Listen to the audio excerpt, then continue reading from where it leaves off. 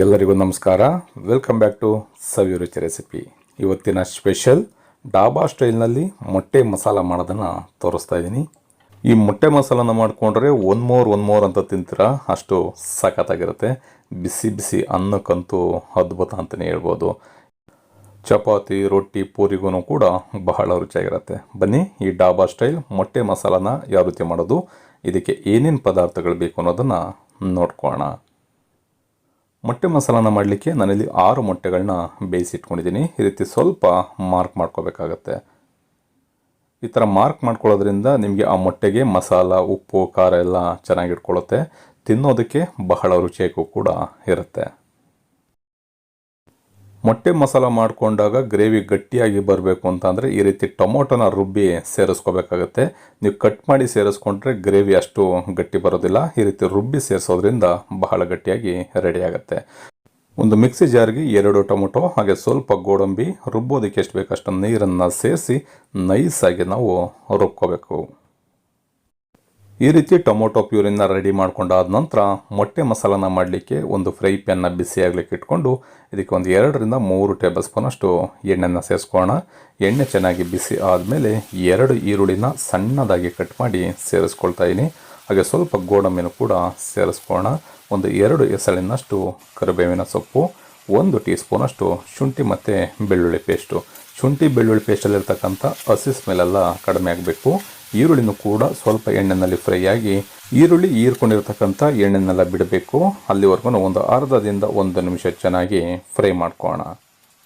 ಈ ರೀತಿ ಈರುಳ್ಳಿ, ಶುಂಠಿ, ಬೆಳ್ಳುಳ್ಳಿ ಪೇಸ್ಟೆಲ್ಲ ಫ್ರೈ ಆದ ನಂತರ ಇದಕ್ಕೆ ಸ್ವಲ್ಪ ಮಸಾಲ ಪದಾರ್ಥಗಳನ್ನ ಸೇರಿಸ್ಕೋಬೇಕು.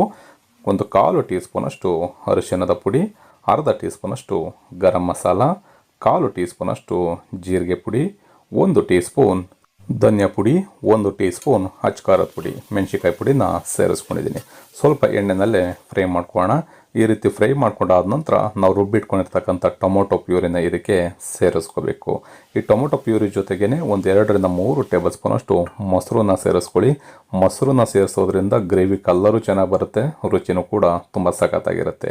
ಈಗ ರುಚಿಗೆ ಎಷ್ಟು ಬೇಕೋ ಅಷ್ಟು ಉಪ್ಪನ್ನು ಸೇರಿಸಿ ಈ ಮಸಾಲೆಗೆ ನೀರನ್ನು ಬೆರೆಸ್ತೇನೆ ಒಂದು 2 ರಿಂದ 3 ನಿಮಿಷ ಸ್ವಲ್ಪ ಎಣ್ಣೆ ಜೊತೆಯಲ್ಲಿ ಈ ಒಗ್ಗರಣೆ ಏನು ಪದಾರ್ಥಗಳಿದೆ ಅದರ ಜೊತೆಯಲ್ಲೇ ಬೇಯಿಸ್ಕೋಬೇಕು. ಈ ರೀತಿ ಬೇಯಿಸ್ಕೊಂಡಾಗ ಅದರಲ್ಲಿರ್ತಕ್ಕಂಥ ಹಸಿ ಸ್ಮೆಲ್ಲೆಲ್ಲ ಕಡಿಮೆ ಆಗುತ್ತೆ. ಕಂಪ್ಲೀಟಾಗಿ ಮಸಾಲ ಬೆಂದು ಎಣ್ಣೆ ಬಿಡ್ತಾ ಬರುತ್ತೆ. ಆವಾಗ ನಾವು ಇದಕ್ಕೆ ನೀರನ್ನು ಸೇರಿಸ್ಕೊಳ್ಳೋಣ. ನೋಡ್ಬೋದು, ಈಗ ಒಂದು 2 ರಿಂದ 3 ನಿಮಿಷ ಚೆನ್ನಾಗಿ ಬೇಯಿಸ್ಕೊಂಡಿದ್ದೀನಿ. ಎಷ್ಟು ಸಖತ್ತಾಗಿ ಮಸಾಲನೂ ಕೂಡ ಬೆಂದಿದೆ ಅಂತ. ಇವಾಗ ಇದಕ್ಕೆ 1 ಕಪ್ಪಿನಷ್ಟು ನೀರನ್ನು ಸೇರಿಸ್ತಾ ಇದ್ದೀನಿ. ನೀರನ್ನು ಅಷ್ಟೇ ತುಂಬ ಜಾಸ್ತಿ ಸೇರಿಸೋದಕ್ಕೆ ಹೋಗ್ಬಿಡಿ. ತುಂಬ ಜಾಸ್ತಿ ಸೇರಿಸ್ಬಿಟ್ರೆ ಸಾರು ಥರ ಆಗಿಬಿಡುತ್ತೆ.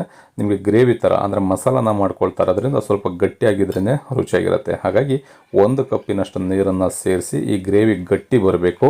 ಅಲ್ಲಿವರೆಗೂ ಒಂದು 4 ರಿಂದ 5 ನಿಮಿಷ ಸ್ಟವನ್ನು ಐ ಫ್ಲೇಮ್ನಲ್ಲಿ ಇಟ್ಕೊಂಡು ಬೇಯಿಸ್ಕೊಳ್ಳೋಣ. ಈಗ 4 ರಿಂದ 5 ನಿಮಿಷ ಮಸಾಲಾನ ಬೇಯಿಸ್ಕೊಂಡಿದ್ದೀನಿ. ನೋಡ್ಬೋದು, ಮಸಾಲನೂ ಕೂಡ ಗಟ್ಟಿ ಆಗ್ತಾ ಬಂದಿದೆ.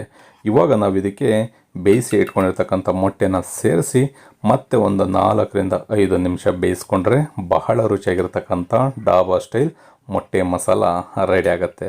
ನಾನು ಆಗಲೇ ಹೇಳಿದಾಗೆ ಈ ಮೊಟ್ಟೆ ಮಸಾಲಾನ ಮಾಡಿಕೊಂಡ್ರೆ ಬಿಸಿ ಬಿಸಿ ಅನ್ನದ ಜೊತೆಗೆ ಅದ್ಭುತವಾಗಿರುತ್ತೆ. ಅಥವಾ ಚಪಾತಿ, ರೊಟ್ಟಿ, ಪೂರಿನ ಮಾಡಿಕೊಂಡಾಗ ಅದ್ರ ಜೊತೆನಲ್ಲೂ ಬೇಕಿದ್ರೆ ತಿನ್ಬೋದು. ನೋಡ್ಬೋದು, 4 ರಿಂದ 5 ನಿಮಿಷ ಬೇಯಿಸ್ಕೊಂಡಿದ್ದೀನಿ. ಎಷ್ಟು ಸಖತ್ತಾಗಿ ಮೊಟ್ಟೆ ಮಸಾಲ ರೆಡಿ ಆಗಿದೆ ಅಂತ.